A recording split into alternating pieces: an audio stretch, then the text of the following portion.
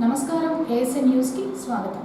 ఈ నెల 16వ తేదీ నుంచి ఏప్రిల్ 2వ తేదీ వరకు 10వ తరగతి పబ్లిక్ పరీక్షలు జరగనున్నాయని, అద్దంకి మండలంలో 5 పరీక్షా కేంద్రాలను ఏర్పాటు చేశారని అద్దంకి మండల విద్యాశాఖ అధికారి కెవి శ్రీనివాసరావు అన్నారు. అద్దంకిలోని శనివారం ముందస్తుగానే 10వ తరగతి పరీక్షా కేంద్రాలను deputy DEO Gangadhar, MEO KV Srinivasarao కలిసి పరిశీలించారు. రూమ్కు వచ్చి ఎంతమంది విద్యార్థులను కేటాయిస్తున్నారో చీఫ్ సూపరింటెండెంట్ను అడిగి తెలుసుకున్నారు. ఈ సందర్భంగా ఆయన మాట్లాడుతూ, అద్దంకిలో మొత్తం 5 పరీక్షా కేంద్రాలు కేటాయించారని, ప్రభుత్వ బాలుర హైస్కూల్లో 193 మంది, ప్రభుత్వ బాలికల హైస్కూల్లో 260, తిమ్మాయిపాలెం జడ్పీ హైస్కూల్లో 260, చైతన్య స్కూల్లో 218, భాష్యం స్కూల్లో 141 మంది విద్యార్థులు పరీక్షలు రాయనున్నారని శ్రీనివాసరావు చెప్పారు.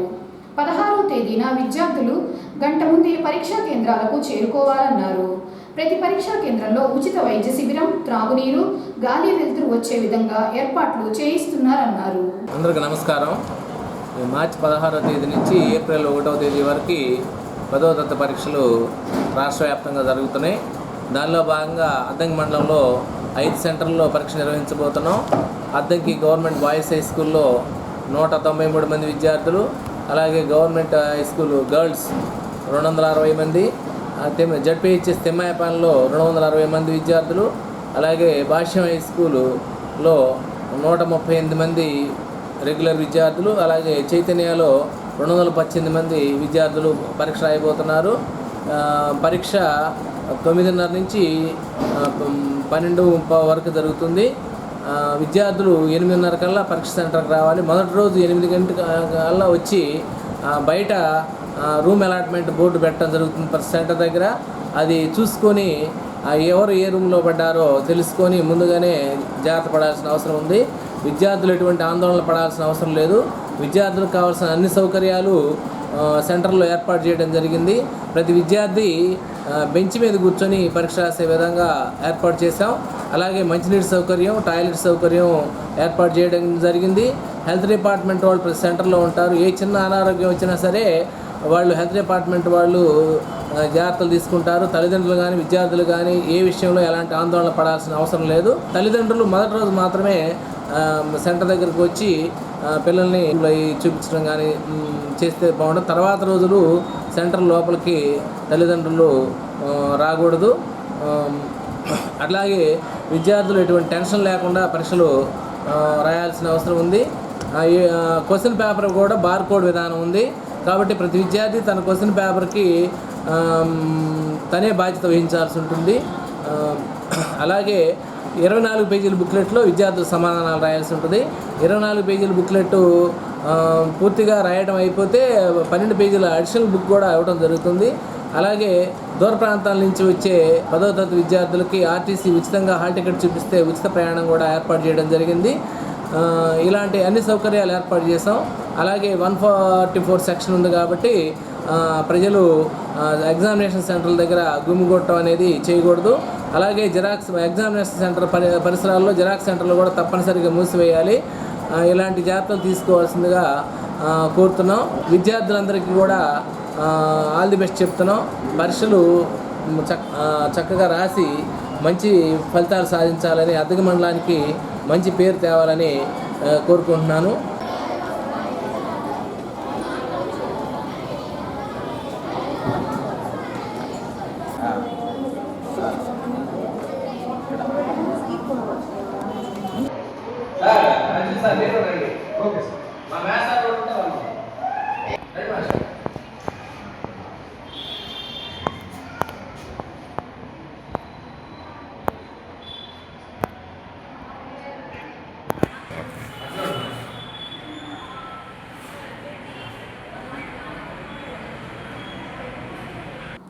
కోర్టు కేసులు పెండింగ్లో ఉన్న కక్షదారులు రాజీ మార్గమే రాజమార్గంగా భావించి ఇరువురు కక్షదారులు కేసులు పరిష్కరించుకోవాలని Addanki court senior civil judge Venkata Nagalakshmi అన్నారు. శనివారం జాతీయ లోక అదాలత్ను అద్దంకిలో నిర్వహించారు. జడ్జిల సమక్షంలో ఇరువురు కక్షదారులు సివిల్, క్రిమినల్, పెట్టి కేసులు, బ్యాంకులు, బిఎస్ఎన్ఎల్ కేసులు రాజీ చేసుకున్నారు. లోక అదాలత్ సందర్భంగా కోర్టు ఆవరణ అంతా కిటకిటలాడింది. కేసులు రాజీ చేసుకుంటేనే సమయంతో పాటు డబ్బు కూడా ఆదా అవుతుందని కక్షదారులు రాజీ మార్గంగా ఎంచుకోవడం మంచి మార్గం అన్నారు.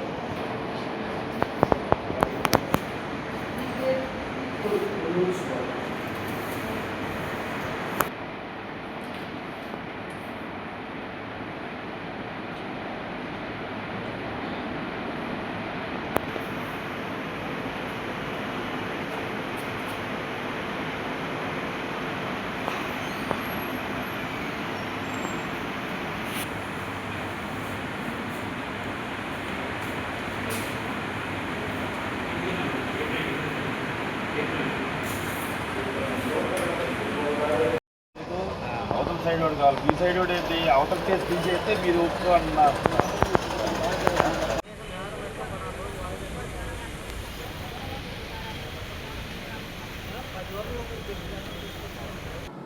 సంతమాగులూరు మండలం నెహ్రూ నగర్లో శనివారం పోలీసులు కార్డన్ సెర్చ్ను నిర్వహించారు.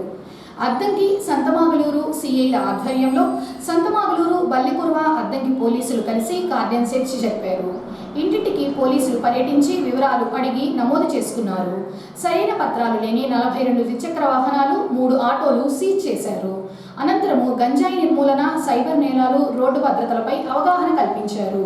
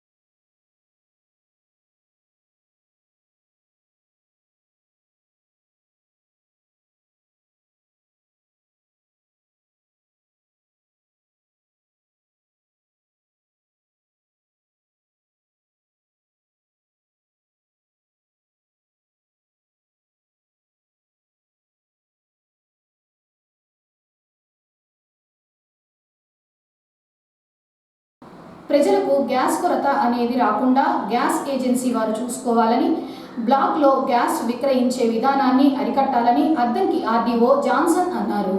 అద్దంకి పట్టణంలోని రామ్నగర్లో ఉన్న భారత్ గ్యాస్ గూడెంను శనివారం ఆర్డీఓ జాన్సన్, ఎంఆర్ఓ శ్రీచరణ్ కలిసి పరిశీలించారు. ప్రస్తుతం స్టాక్ ఎంత ఉందో ఆరా తీశారు. బుక్ చేసిన తరువాత ఓటీపీ నెంబర్ చెప్తేనే గ్యాస్ డెలివరీ చేయాలని ఆర్డీఓ జాన్సన్ తెలియజేశారు.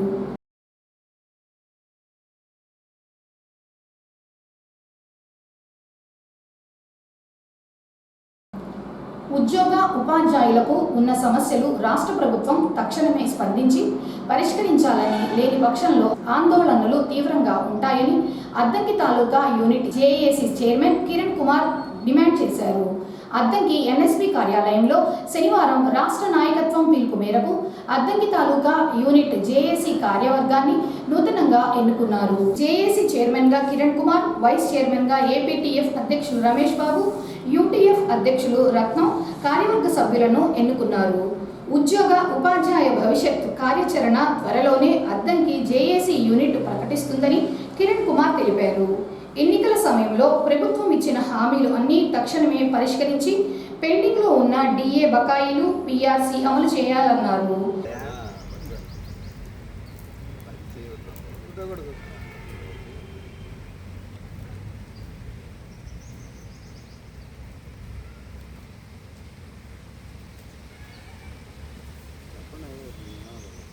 जिंदाबाद जयसी, जिंदाबाद जिंदाबाद जयसी, जिंदाबाद जिंदाबाद जयसी, जिंदाबाद వర్ధిల్లాలి ఉద్యోగ ఉపాధ్యాయ కార్మికుల ఐక్యత, వర్ధిల్లాలి ఉద్యోగ ఉపాధ్యాయ కార్మికుల ఐక్యత, జిందాబాద్ జేఏసీ, జిందాబాద్ జేఏసీ, జిందాబాద్ జేఏసీ.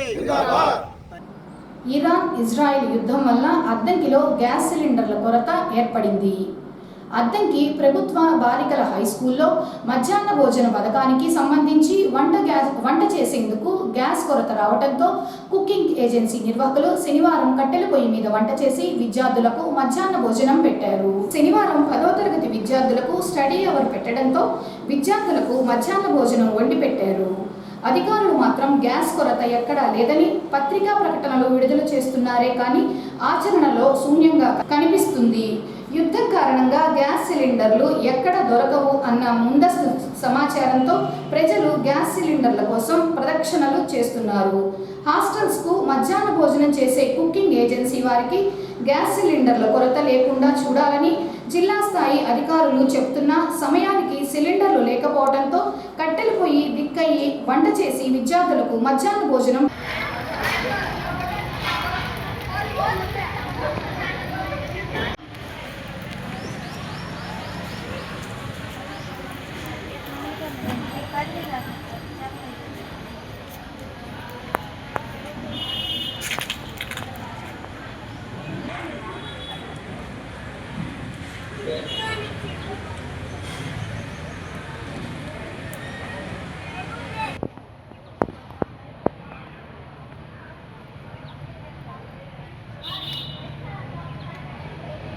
అంటే సరే వాళ్ళు వారం మ్యాక్సిమం 6 రోజులు లోపు ఇస్తున్నారులే కానీ మరి అంటే 4 రోజులు పోద్ది సిలిండర్ ఉంటే 2 రోజులు పోద్ది ఇక్కడ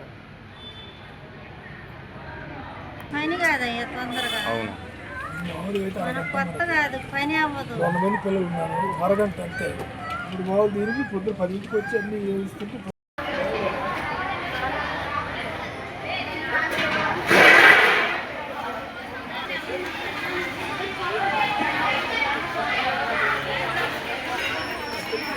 మధ్యాహ్నం 10ంటికి ఆఫీస్ కడుగునా తెలుస్తాను. అద్దంకికి చెందిన ప్రముఖ రంగస్థల నటుడు సుబ్బిశెట్టి పాత్రధారణతో అఖిలాంధ్ర దేశానికి ప్రసిద్ధి చెందిన ఆలకుంట శ్రీనివాసరావుకి ఈ నెల 15వ తేదీన అద్దంకిలోని పుట్టనరాజు గుల్లయ్య రామలక్ష్మణుల విశిష్ట కళా పురస్కార ప్రదానం చేయనున్నట్లు ట్రస్ట్ అధ్యక్షులు పుట్టనరాజు శ్రీరామచంద్రమూర్తి తెలిపారు. శ్రీనివాసరావు తెలుగు సాహిత్య, సాంస్కృతిక కళారంగాలకు విశిష్ట సేవలందించిన ప్రతిభావంతులను గుర్తించి ఈ పురస్కారం అందజేస్తున్నట్లు చెప్పారు. గతంలో ఈ పురస్కారం కోట సచ్చిదానంద శాస్త్రి, సినీ నటుడు తనికెళ్ల భరణి తదితరులకు అందజేశారని శ్రీరామచంద్రమూర్తి తెలిపారు. కార్యక్రమంలో కళాకారులు, రచయితలు, సాహితీవేత్తలు పాల్గొని జయప్రదం చేయాలన్నారు. అద్దంకికి చెందినటువంటి ప్రముఖ రంగస్థల నటుడు సుబ్బిశెట్టి పాత్రధారి అయినటువంటి ఆలకొండ శ్రీనివాసరావు గారికి ఈ నెల 15వ తేదీన ఆదివారం పుట్టనరాజు కళాక్షేత్రంలో పుట్టనరాజు బుల్లయ్య రామలక్ష్మమ్మ విశిష్ట కళా పురస్కారాన్ని అందజేస్తున్నాం. తెలుగు సాహిత్య రంగంలోనూ, సామాజిక సేవా రంగంలోనూ, కళారంగాల్లోనూ, సాంస్కృతిక రంగాల్లోనూ విశిష్ట సేవలు అందించినటువంటి ప్రతిభావంతులను గుర్తించి ట్రస్ట్ ద్వారా పురస్కారాలు అందజేస్తున్నాం. గతంలో ఈ కళా పురస్కారాలు అందుకున్న వారిలో పెద్దలు పద్మశ్రీ కోట సచిదానంద శాస్త్రి గారు, ప్రముఖ నటులు తనికెళ్ల భరణి గారు, ప్రముఖ నృత్య దర్శకులు గుంటూరు చెందినటువంటి కాజా వెంకట సుబ్రహ్మణ్యం గారు, ప్రముఖ సంగీత విద్వాంసులు ఘోరకవి సంపత్ కుమార్ గారు, కవి నటుడు సినీ నటుడు డాక్టర్ అకిరా సుందరామకృష్ణ గారు, అట్లానే అద్దంకి చెందినటువంటి ప్రముఖ సాంఘిక నటులు వారణాసి రఘురామ శర్మ గారు, సుప్రసిద్ధ కోలాటం గురువు స్వర్ణ సుబ్బారావు గారు, సుప్రసిద్ధ నటులు మిద్దిపోయిన ఆంజనేయరాజు గారు, సుప్రసిద్ధ నటులు తన్నీరు నాగేశ్వరరావు గారు ఈ పురస్కారాలు అందుకున్నారు. ఈ కార్యక్రమంలో సాహితీ సాంస్కృతిక సేవా రంగం చెందినటువంటి ప్రముఖులు పాల్గొనబోతున్నారు. ఈ సందర్భంగా ఆలకొండ శ్రీనివాసరావు గారిని, సాహితీ కౌముది అధ్యక్షులు వారణాసి రఘురామ శర్మ, కార్యదర్శి కేవి పోలిరెడ్డి, కోశాధికారి రుండూరు మురళీ సుధాకర్, ఉపాధ్యక్షులు చప్పిడి వీరయ్య, అట్లానే డివిఎం సత్యనారాయణ గారు, డాక్టర్ యు దేవపాలన గారు, కె కుమారు, యు రాజశేఖరు, కొరపాటి రామకోటేశ్వరరావు, గుందుర్తి సుబ్బారావు గారు ఈ సందర్భంగా అద్దంకి శ్రీనివాసరావు గారిని అభినందించారు.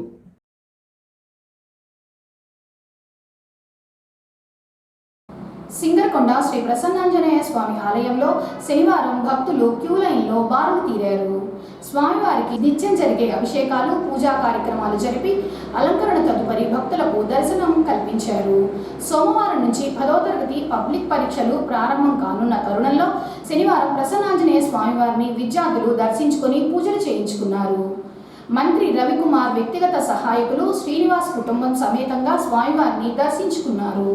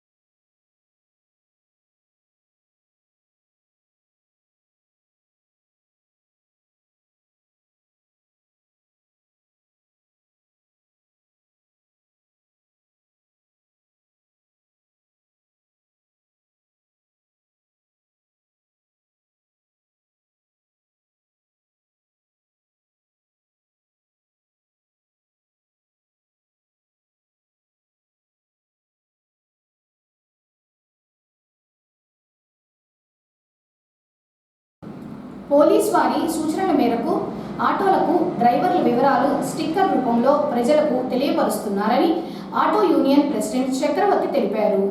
అద్దంకి పోలీసు ఆదేశాల మేరకు ఆటో డ్రైవర్ల యూనియన్ ఆధ్వర్యంలో శనివారం ఆటో డ్రైవర్లకు పోలీస్ వారి సూచనలు అనే స్టిక్కర్లను ప్రచార పత్రాల రూపంలో ఆటోలకు అతికించే కార్యక్రమాన్ని చక్రవర్తి చేపట్టారు. ఆటో యూనియన్ వారు ఈరోజు మరి పోలీసు వారి సూచనల ప్రకారం మరి స్టిక్కర్లు అతికేయడం జరుగుతుంది వాహనాలకి. ఈ వాహనాలను తోలేటప్పుడు ఆడవాళ్ళ పట్ల చాలా గౌరవంగా పద్ధతిగా నడుచుకుంటూ మెదుపుల ద్వారాగా మరి ముసలోళ్ళ పట్ల కూడా చాలా జాగ్రత్తగా ఉండాల్సిందిగా సిఐ గారు చెప్పాడు. దాని ప్రకారం మన ఆటో కార్మికులందరికీ యూనియన్ తరపున తెలియజేయడం జరుగుతుంది. ఈరోజు నుంచి ప్రతి ఒక్క ఆటో డ్రైవరు అట్లానే సూచనలు సలహాల ప్రకారమే నడుచుకుంటారని మా అందరూ ప్రామిస్ చేశారు. ఈరోజు నుంచి ప్రతి ఒక్కరూ స్టిక్కర్ లేని ఎడల చట్ట ప్రకారం మరి చర్యలు తీసుకునేదానికి బాధ్యులు అవుతారని చెప్పి కూడా మరి సార్ చెప్పాడు. దాని ప్రకారమే మేము ఈరోజు స్టిక్కర్లు వేసుకొని ప్రతి ఒక్క వాహనం ముందుకు నడుస్తుంది. దయచేసి ప్రతి ఒక్కరు కూడా ఇంకా వేసుకోవాల్సిందిగా కోరుతున్నాను. ఇట్లు మీ ఆటో యూనియన్ ప్రెసిడెంట్ చక్రవర్తి.